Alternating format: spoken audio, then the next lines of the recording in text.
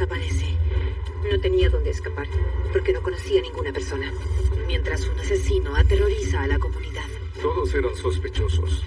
Iniciando una persecución que deja al descubierto un alarmante pasado. Estas son personas que no sienten remordimiento por lo que hicieron. Y sumerge a una familia en una pesadilla. ¿Qué te dijo él? Él me seguía pidiendo que lo mirara a la cara y yo no quería. Sabíamos en el fondo de nuestro corazón que esto no iba a terminar bien. Soy Tamron Hall. Reporteo sobre muchos crímenes horripilantes, pero cuando asesinaron a mi hermana, su crimen nos tocó profundamente a mí y a mi familia. Entiendo lo que es querer respuestas. Al contar estas historias, quiero conocer cómo ocurrieron estos crímenes. Y quiero saber por qué. Detalles de un crimen con Tamron Hall.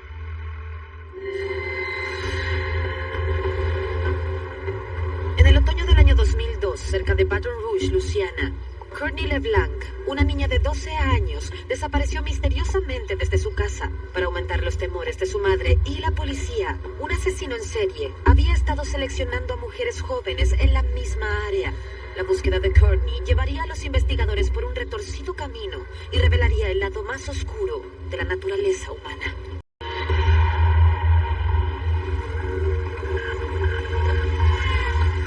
Un día jueves, después de las 7 de la mañana, luego de recibir una angustiante llamada, Jennifer Bordelon, una enfermera de 32 años y madre soltera, se apresuró por llegar al hospital Our Lady of the Lake. Recibí una llamada telefónica porque mi hermano había tenido un accidente.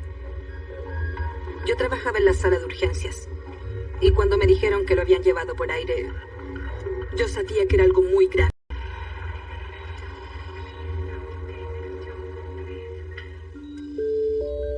¿Qué pasó en el accidente? Lo chocó un camión de 18 ruedas cuando iba al trabajo.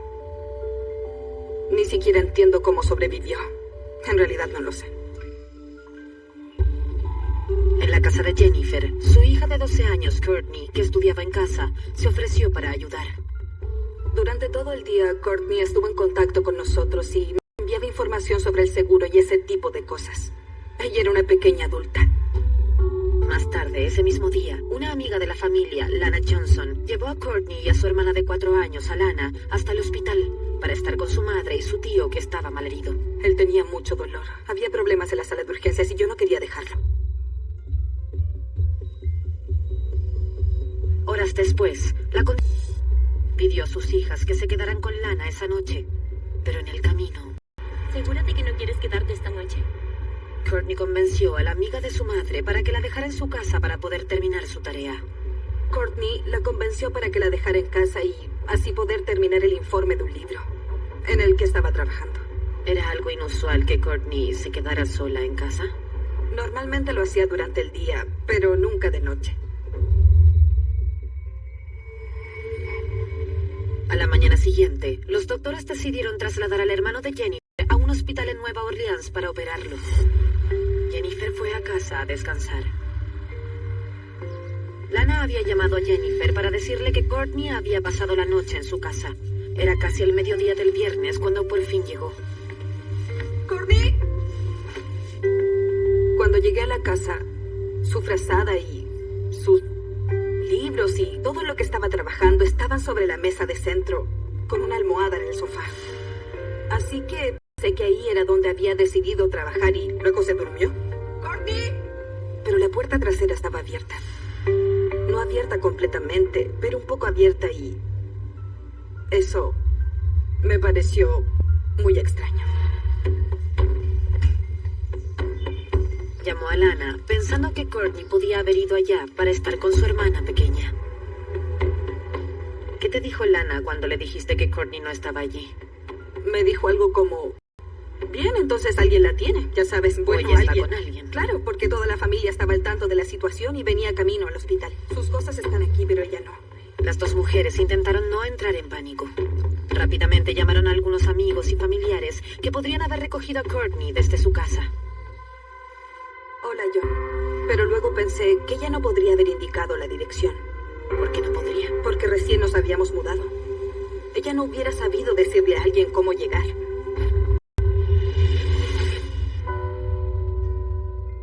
Jennifer Jennifer, Courtney y Alana se habían mudado a Denham Springs solo hace 3 semanas. Quería mudarme a Denham Springs porque no estaba en Baton Rouge, en la ciudad. Era una pequeña región fuera de la ciudad. No tenía mucho dinero. Y éramos solo yo y las niñas. Vivía como madre soltera. Estaba separada en ese entonces, ¿cierto? Sí.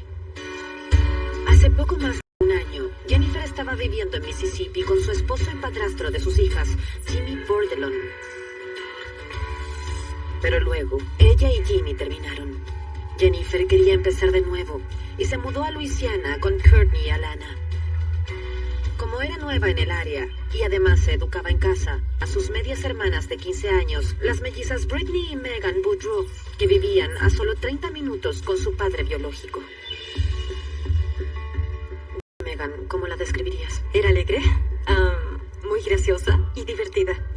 Entraba en la habitación y hacía reír a todos. Siempre. Con ella nunca hubo un momento aburrido. Ustedes son mellizas, pero con Courtney eran como trillizas, ¿verdad? Sí. Sí, siempre fuimos muy unidas. Siempre salíamos, jugábamos en el arroyo y En el lodo. Siempre estábamos afuera. subíamos a los árboles, nada importaba. Courtney era la líder. Ella les decía qué hacer, cómo hacerlo, y ellas la seguían. Ella era muy dominante. ¿Qué se sentía tener una hermana pequeña que se creía la mayor? Era divertido. Lo era. Sí. Era muy divertido. ¿Fue una niñez feliz para ustedes? Sí, completamente. A las 3 de la tarde del viernes, Jennifer estaba completamente desesperada. Llamé a todos los que la conocían y nadie la había visto, ni había sabido de ella desde el día anterior. Entonces, cuando avanzabas en la lista de nombres y cada persona te decía, no la he visto, no he sabido de ella, tu corazón comenzó a latir más rápido. Sí, estaba muy confundida. Bien, gracias.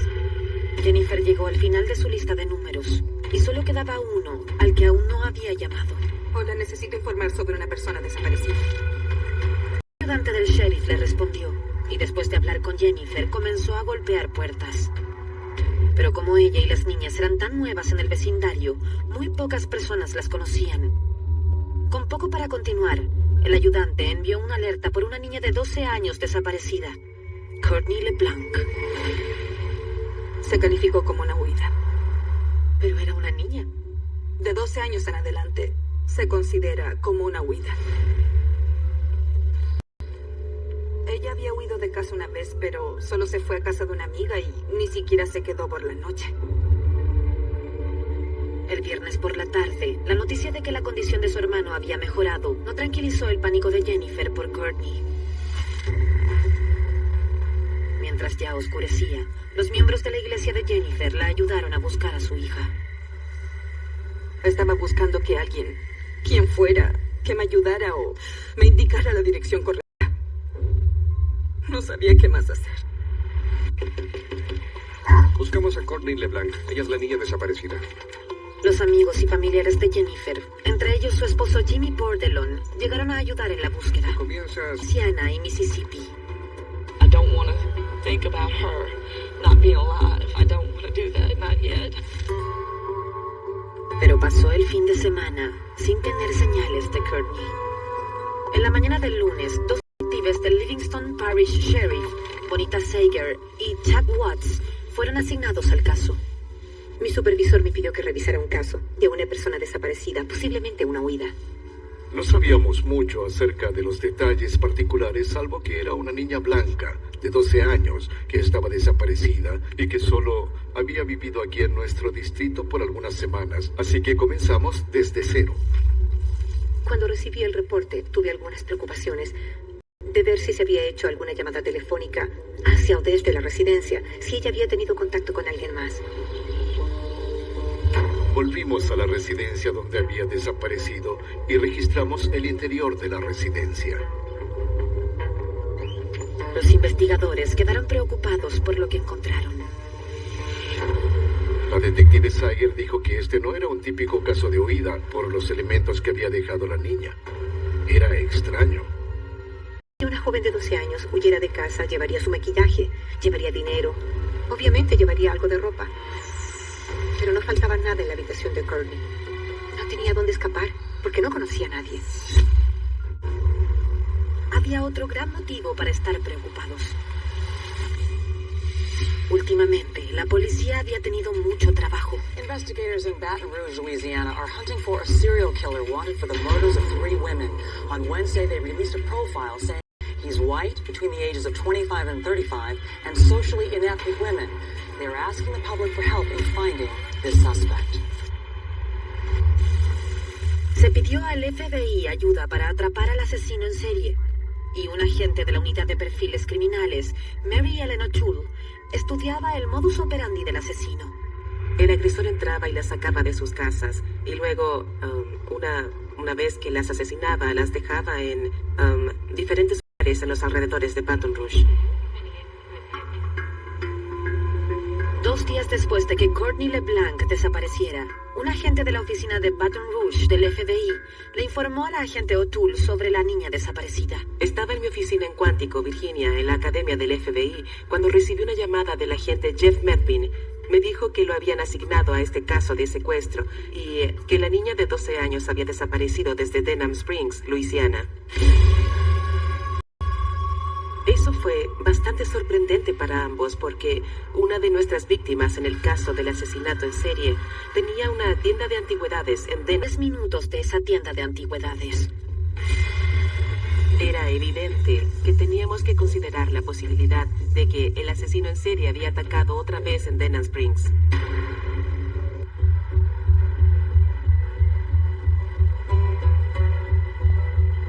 Más de 5 días después de que la niña de 12 años desapareciera, el FBI se unió a la policía de Baton Rouge en la desesperada búsqueda de Courtney LeBlanc.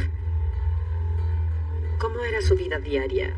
Mientras todos a su alrededor estaban enfocados en buscar a Courtney. Llorábamos mucho. Todos estaban muy sensibles. Veíamos las noticias a toda hora. Cada vez que se sabía algo nuevo, estábamos frente al televisor. No nos dejaban ser parte del equipo de búsqueda, así que veíamos las noticias e intentábamos entender qué pasaba o encontrar esperanza, y también repartíamos volantes. Repartimos volantes en todos lados. Ustedes también eran niñas igual que Courtney. ¿Cómo procesaban que esto le pasara a su hermana y amiga? Su hermana trilliza. Fue muy difícil.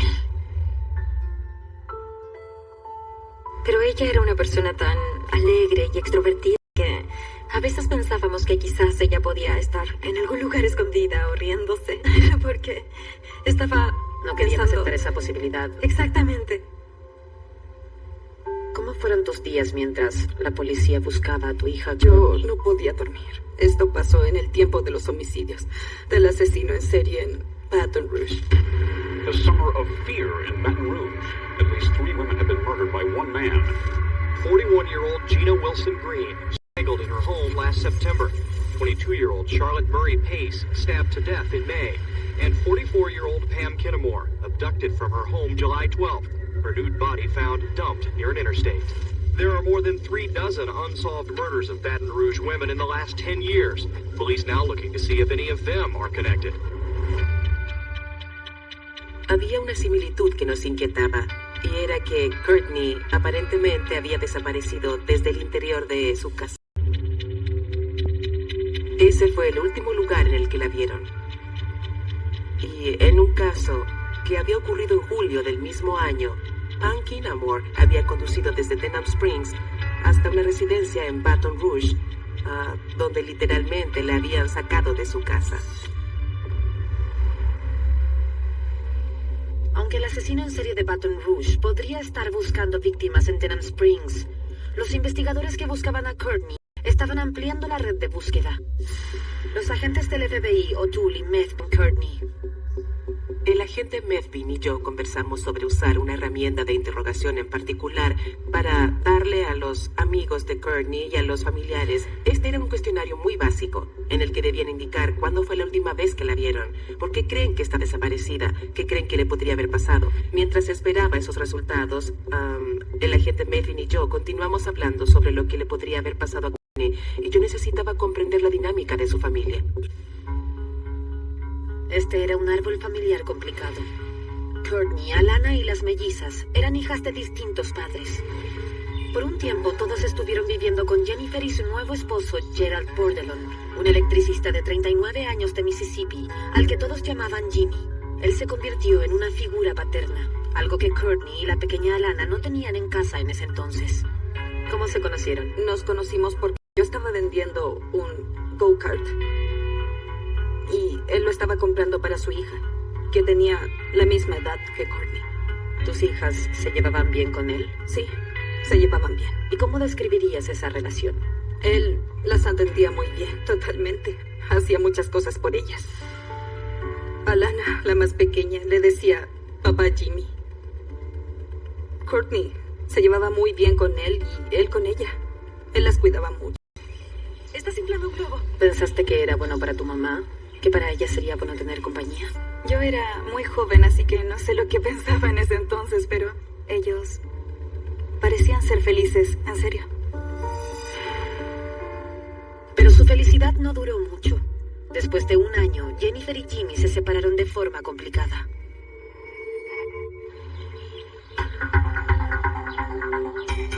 A pesar de todo, últimamente la pareja parecía estar en buenos términos. De hecho, Jimmy ayudó a Jennifer y a las niñas a encontrar un lugar para vivir en Baton Rouge.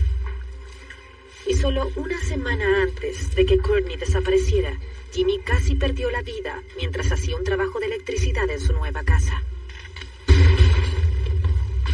Él se electrocutó. Y ella le hizo las maniobras de reanimación y llamó al 911 mientras lo hacía.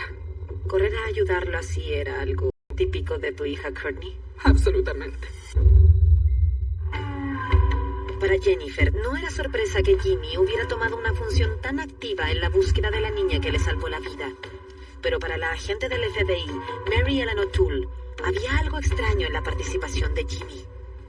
Todos los noticiarios se habían concentrado en este caso por el clima que había en la zona para entonces.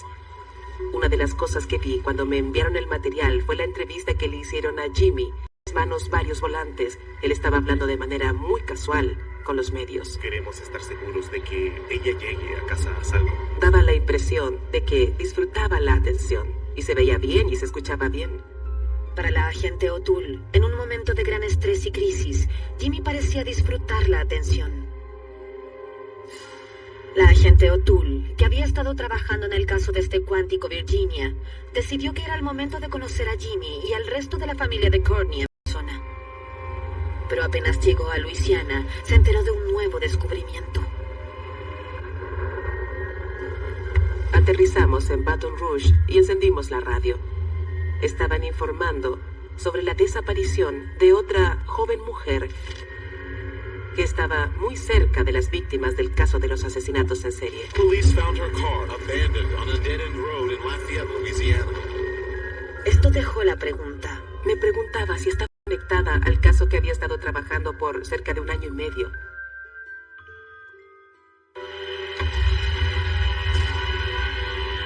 Después de más de una semana desde que Courtney LeBlanc desapareció, cada vez parecía menos probable que hubiera escapado.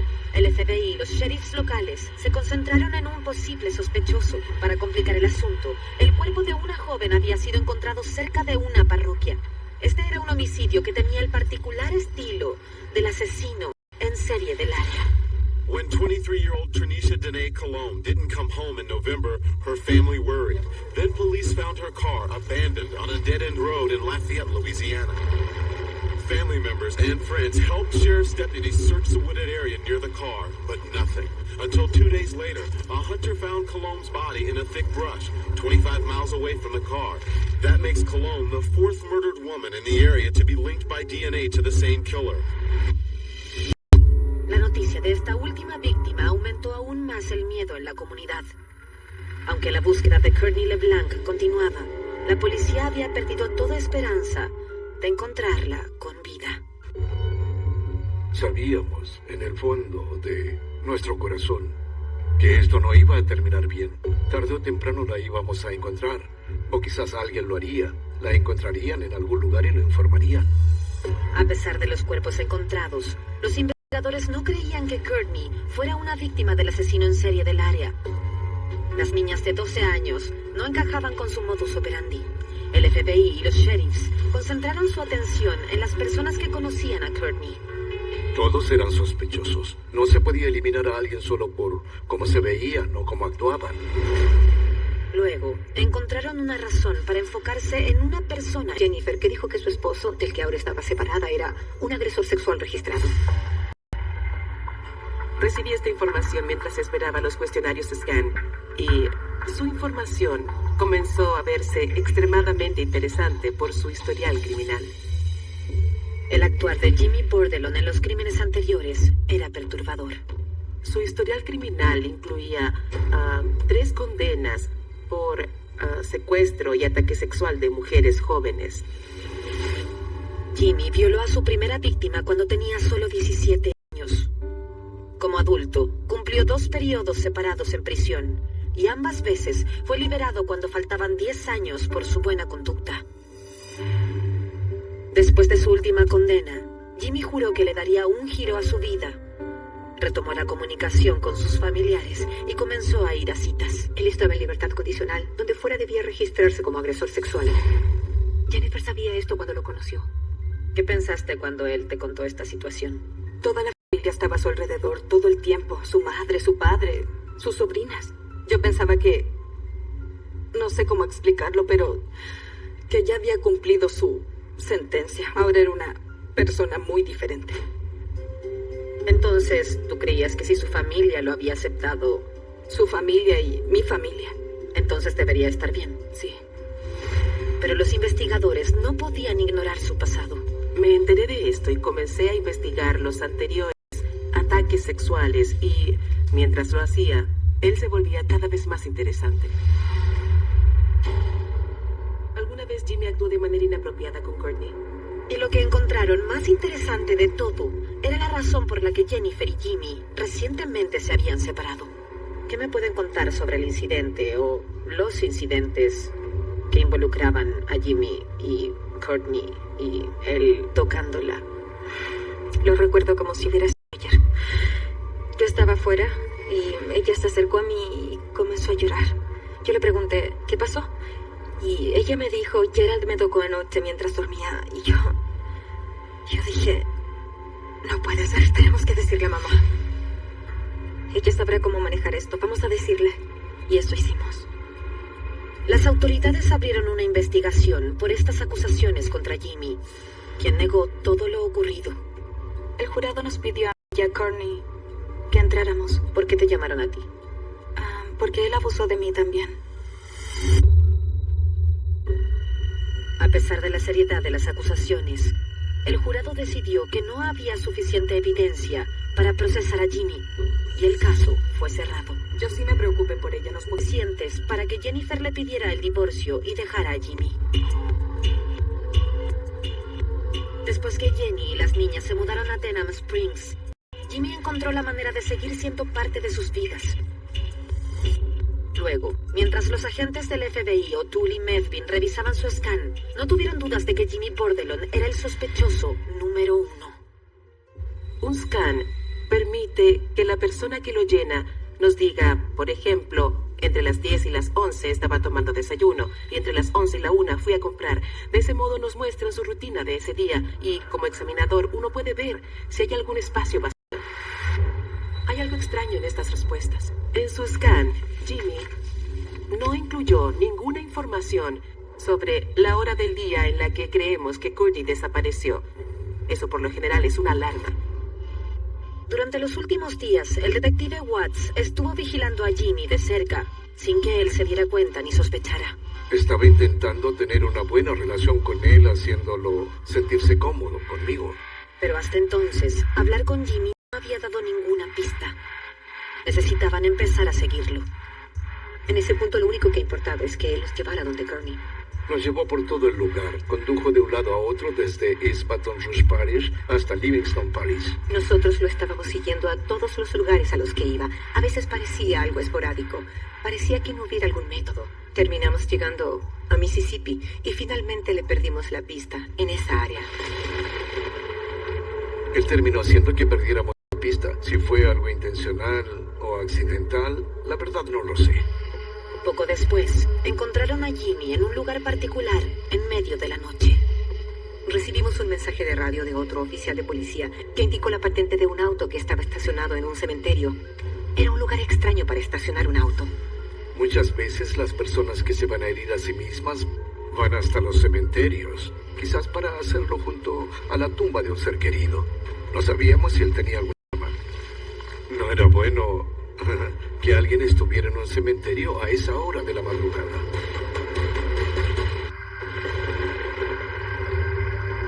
La niña de 12 años, Courtney LeBlanc, llevaba perdida 10 días. Eran las 3 de la madrugada del 25 de noviembre. Los sheriffs de Luisiana habían seguido a Jimmy Bordelon por la carretera hasta llegar a un cementerio en Gloucester, Mississippi. En ese momento, Jimmy se dio cuenta de que lo estaban vigilando, porque de qué modo el FBI y el departamento del sheriff sabrían que estaba ahí. Antes de enfrentar al principal sospechoso, llamaron a la criminóloga del FBI, Mary Ellen O'Toole, para pedir su opinión. Recibí una llamada en la que me dijeron, tenemos a Jimmy caminando por un cementerio, ¿rogarlo en un cementerio? Porque, de otro modo, es muy extraño que nos acerquemos a alguien y le digamos, hola, caminábamos por acá y te vimos, ¿cómo estás? Yo le sugerí que le dijeran directamente por qué estaban allí. Le preguntaran, ¿qué estás haciendo aquí? ¿Por qué caminas por un cementerio? ¿Y vas a alguna tumba específica? Él dijo que conducía por esa área y que su auto se sobrecalentó. Y era coincidencia que fuera junto al cementerio. Nos dijo que estaba allí para repartir volantes de Courtney y que visitaría a un amigo que vivía en esa área. Pero luego, mientras le hacíamos preguntas, nos dijo, no estoy aquí para enterrar un cadáver. Pero nosotros no le preguntamos eso, si estaba allí para enterrar un cadáver, pero él nos dijo eso. Nunca antes lo había pensado, pero es un buen lugar para llevar un cadáver. Si hay una tumba recién cavada, se quita la tierra, se pone el cadáver y luego se vuelve a cubrir. A pesar de eso, los investigadores no tenían evidencia concreta para arrestar a Jimmy y quedó libre para irse a casa. Después del amanecer, las unidades caninas registraron el cementerio y no encontraron señales de Courtney. Ahora que Jimmy sabía que era el centro de la investigación, la fuerza policial necesitaba una nueva estrategia.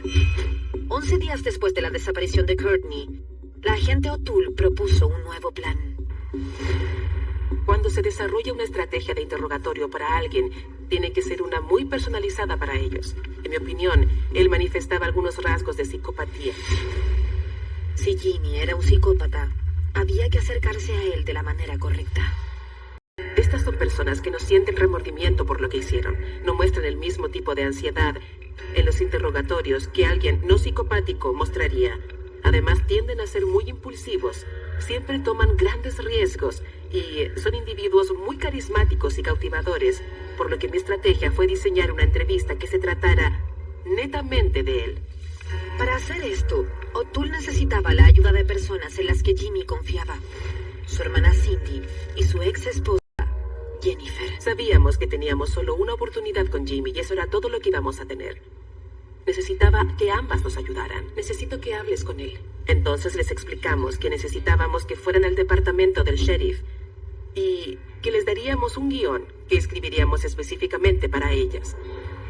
¿Qué tanto énfasis le dieron al guión que te entregaron para que le dijeras a Jimmy? Me hicieron leerlo una y otra vez y luego repetirlo para que ellos lo escucharan. ¿Cómo te sentiste al estar en esa posición? Sentía que necesitábamos encontrarla. Haría lo que fuera que necesitaran que yo hiciera. Sabíamos que teníamos que comprometernos con esta estrategia. ¿Sabes si él estuvo? El 26 de noviembre del año 2002, le pidieron a Jimmy que fuera a la oficina del sheriff en Livingston Parish. Cindy y Jennifer estaban listas y esperando. Jennifer fue la que habló primero. ¿Cómo estaba él en la sala cuando entraste? Él parecía estar un poco estresado. Tenía 50 colillas de cigarrillos frente a él, como si hubiera estado ahí sentado y fumando un cigarrillo tras otro, y parecía bastante nervioso. Pero su cara cuando me vio llegar, cuando le dije, sé que tuviste algo que ver con esto, fue de incredulidad. ¿Él te dijo algo? Nada. Además, ellos no querían que lo dejara hablar. ¿Y cuando saliste, qué pasó? Yo salí, fui directamente a vomitar. Ahora era el turno de de Cindy para enfrentarse a su hermano mayor. Jimmy, Ella dijo su guión. todo esto terminará pronto. Jimmy, siempre te he apoyado en todo sin importar nada. Siempre he estado ahí para ayudarte. Y eso era cierto. Necesitas trabajar con los investigadores. Y tienes que decirles lo que pasó con Courtney. Y luego ella salió de la habitación. Jimmy se quedó ahí sentado. Los agentes se sentaron con Jimmy esperando que su estrategia hubiera funcionado. Jimmy, Entonces Jeff comenzó a hablar. Le explicó la importancia que tenía la cooperación de Jimmy y que necesitábamos encontrar a Courtney. ¿Por qué no nos dices dónde está Courtney, Jimmy? Pero Jimmy no respondía. Su lenguaje corporal era desafiante y demostraba rabia.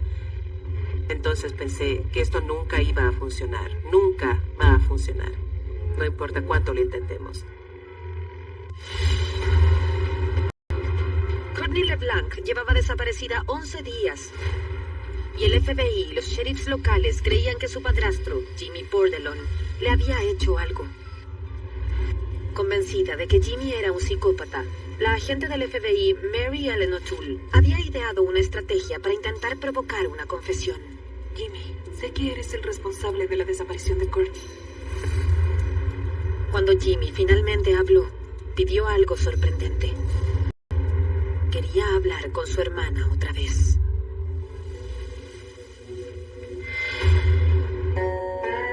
Yo le dije, puedes ver a tu hermana, te llevaremos hasta su casa, pero tienes que aceptar llevarnos hasta Courtney. Él quería entrar y hablar con ella, y nosotros se lo negamos porque no era bueno tener una situación con un rehén. No queríamos perderlo de vista. Lo dejamos en el auto. Él estaba esposado y la ventana estaba abierta. Entonces ella pudo acercarse al auto y hablaron en esa conversación. Miré a Jimmy y a Cindy, y ambos lloraban mientras conversaban. Era algo muy triste, una situación muy triste. Era hora de que Jimmy Bordelon cumpliera su parte del trato. Le dije a Jimmy, ¿a dónde tenemos que ir? Esperaba que no me respondiera, yo no lo sé. No había nada que evitara que me dijera algo así. Y entonces dijo, está muy cerca, queda solo a 5 minutos de aquí. Se estaba haciendo tarde en ese momento. Imaginamos que nos alcanzaría la noche. Salimos de la residencia y fuimos hacia el oeste hasta la carretera 190 de East Baton Rouge Parish. Cruzamos el río Amite. ahora dobla a la izquierda. Terminamos en un camino de tierra que tenía mucho lodo. Sabíamos que no podíamos seguir avanzando.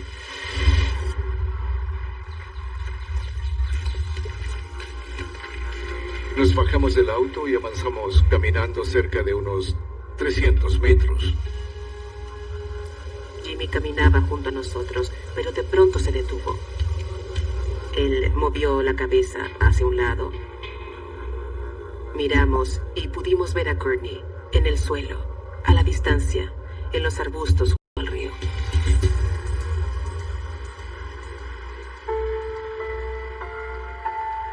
Cuéntame cómo te enteraste de que habían encontrado a tu hermana. Nuestro papá llegó. Yo me puse de pie y dije, ¿la encontraron? Y él dijo, sí, la encontramos. Brittany dijo que grité tan fuerte que pudo escucharme desde afuera. Debo haberme desmayado porque no recuerdo nada después de eso. No recuerdo nada de eso. ¿Cómo fue eso, Jennifer?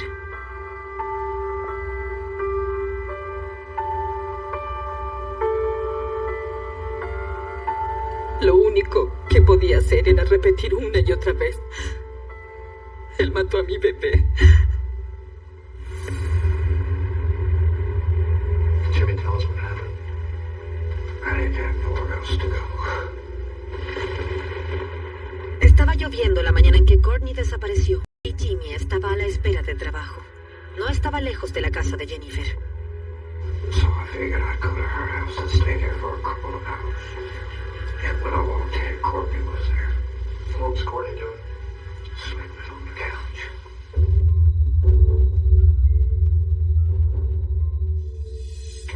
I went there and woke her up and told her she was coming with me.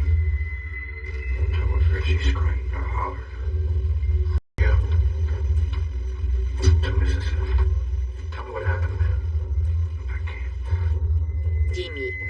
que violó a Courtney antes de llevarla de regreso a Luisiana. Pero no la estaba llevando a casa. ¿A dónde me llevas? She asked for it. Let's go. What did you tell her? I told her down.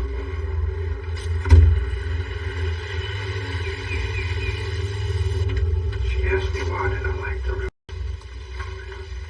I told her I used to go down there when I was a kid.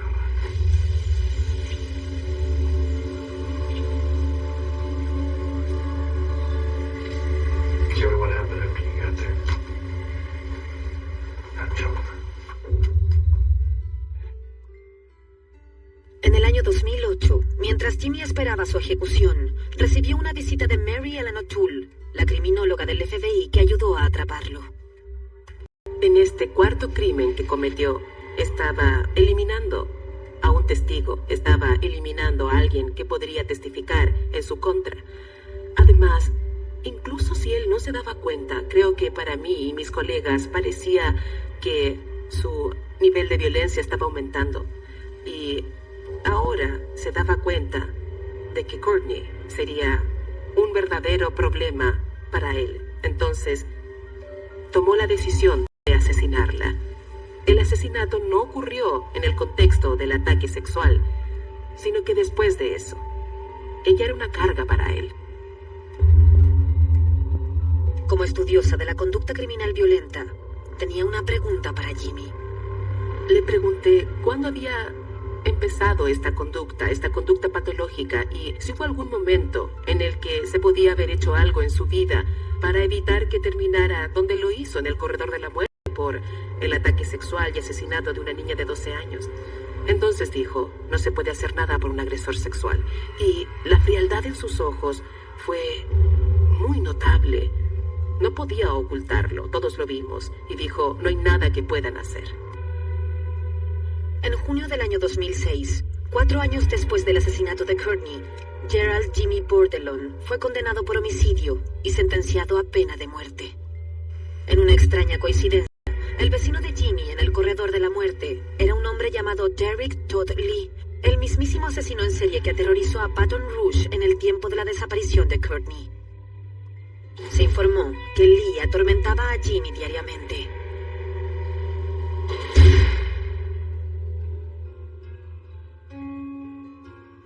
Un año después de la muerte de Courtney, Jennifer Bordel era abusador sexual lejos de sus hijas. Un juez condenó a 5 años de libertad condicional y le dijo que escribiera una carta para Courtney cada año en su cumpleaños. ¿Piensas en cómo hubiera sido tu vida en distintos escenarios? Sí. Desearía nunca haber vendido ese go-kart. ¿Qué sientes cuando piensas en ella? Que extraño sus ojos. Sus ojos azules. En el año 2010, luego de presentar apelaciones, Gerald Bordelon fue ejecutado con inyección letal. ¿Fueron a la ejecución? Sí. ¿Qué te dijo él? Él intentó pedir perdón por todo y me seguía pidiendo que lo mirara a la cara y yo no quería, porque jamás lo iba a complacer. ¿Qué se llevó él de esta familia? Una hermosa niña rubia de ojos azules, nuestra hermana. ¿Cuáles son los más bellos recuerdos que tienen de Courtney? ¿Sueñan con ella? Yo busco pequeñas señales, por ejemplo, las mariposas. Las mariposas, sí, eso es significativo. ¿Qué Si vemos piensan? mariposas